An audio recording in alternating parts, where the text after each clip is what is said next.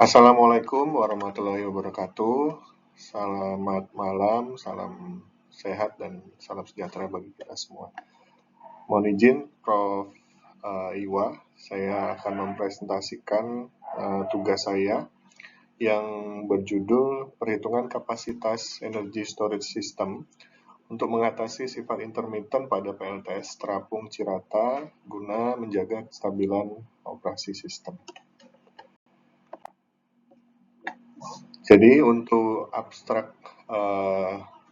tugas saya kali ini kurang lebih sebagai berikut. Seiring dengan pertumbuhan eksponensial penetrasi energi terbarukan ke dalam jaringan, peran penyimpanan energi baterai untuk membuat jaringan lebih fleksibel ini telah meningkat secara signifikan. Adapun dua fungsi utama dari penyimpanan baterai pada jaringan, yang pertama yaitu untuk pemindahan beban dan perataan fluktuasi dari beban tersebut. Nah, dari pembahasan ini lebih ke terkait dengan perhitungan kapasitas baterai energy storage system yang dibutuhkan untuk mengatasi supply intermittent pada operasi PLTS terapung Cirata serta dampak integrasi baterai energy storage system dengan PLTS terapung pada jaringan yang disimulasikan dengan software Electric Transient Analysis Program atau ETAP. Kemudian untuk perumusan masalah dari studi kasus ini adalah PLTS terapung Cirata ini merupakan jenis PLTS on-grid yang memiliki sifat operasi yang intermittent atau memiliki sifat ketidakpastian, variabilitas akibat fluktuasi daya dari cahaya matahari karena pergerakan awan. Dan apabila terjadi gangguan atau perubahan cuaca dengan sangat cepat dan tidak dimitigasi dengan tepat, maka berpotensi terganggunya suplai ke jaringan atau bahkan terjadi gangguan di jaringan tersebut.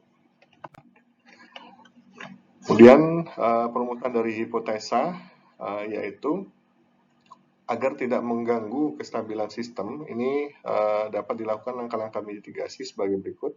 Yang pertama adalah perubahan pola operasi pembangkit dengan kemampuan high ramping rate atau yang disesuaikan dengan pola operasi dari PLTS. Ini tentunya juga diperlukan standar operating procedure baik di sisi PLTS sendiri ataupun standar operating procedure operasi pembangkit lainnya yang terhubung dengan jaringan tersebut. Hal ini untuk merespon fluktuasi dari beban PLTS. Adapun untuk peningkatan kehandalan diperlukan instalasi baterai energy storage system atau kita disingkat BESS pada PLTS tersebut sebagai buffering untuk mengurangi sifat intermittent dan untuk menjaga kestabilan dari operasi sistem. Kemudian untuk flowchart studi kasus ini, yang pertama ini dengan langkah menyiapkan referensi dan studi literatur, kemudian pengumpulan data pembebanan selama kurang lebih 2 bulan, kemudian dilakukan pengelompokan data dari beban yang sudah diperoleh, dan dilakukan perhitungan kapasitas atau simulasi kapasitas BESS. Nah, dari sini kemudian dilakukan pembuatan desain single line diagram PV solar, kemudian menginput semua data kapasitas dan spesifikasi ke dalam software ETAP. Setelah itu dilakukan simulasi load flow, skema PV yang tidak menggunakan BESS, dan dilakukan juga simulasi load flow dengan skema yang menggunakan PV dan BESS di software ETAP tersebut. Setelah itu, data pembebanan PV dan BESS diperoleh, kemudian dilakukan analisa atau perbandingan apakah sistem sudah berjalan dengan aman, stabil, dan apakah intermitensi tersebut sudah teratasi. Apabila intermitensi belum teratasi, maka dilakukan perhitungan ulang terhadap kapasitas dari BESS tersebut. Namun apabila sifat intermitensinya sudah teratasi, sudah berjalan dengan stabil, maka flow chart ini dianggap selesai. Kemudian untuk causal loop diagram atau CLD ini dimulai dari aspek ketergantungan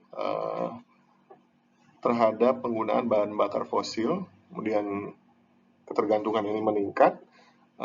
menyebabkan perubahan iklim yang terjadi akibat efek gas rumah kaca. Dengan perubahan iklim yang semakin meningkat, maka dituntut untuk membangun pembangkit energi baru terbarukan.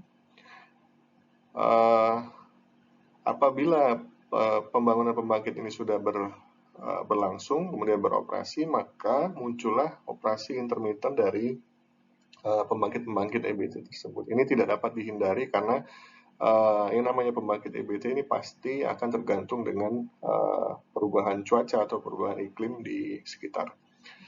Kemudian apabila operasi intermittent ini terus meningkat, maka menyebabkan gangguan di dalam jaringan dan pola operasi dari jaringan akan kembali lagi menggunakan pembangkit berenergi thermal di sini, dan maka otomatis juga melanjutkan ketergantungan bahan bakar fosil. Namun dari sifat intermittency ini kita buat opsi tambahan, yaitu dengan solusi penambahan baterai energy storage system atau BESS ke dalam yang terintegrasi dengan pembangkit EBT.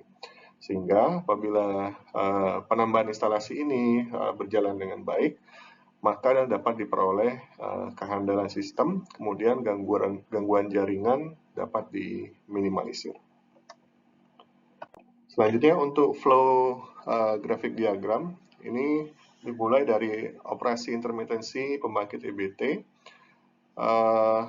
yang menyebabkan gangguan pola operasi pada jaringan. Kemudian ini menyebabkan atau memerlukan penambahan instalasi baterai energy storage system atau BESS.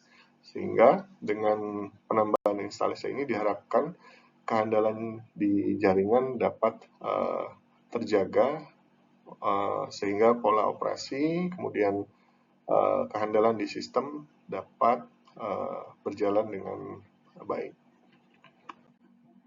Demikian penjelasan presentasi dari saya. Lebih dan kurangnya saya mohon maaf. Saya akhiri. Wassalamualaikum warahmatullahi wabarakatuh. Terima kasih dan selamat malam.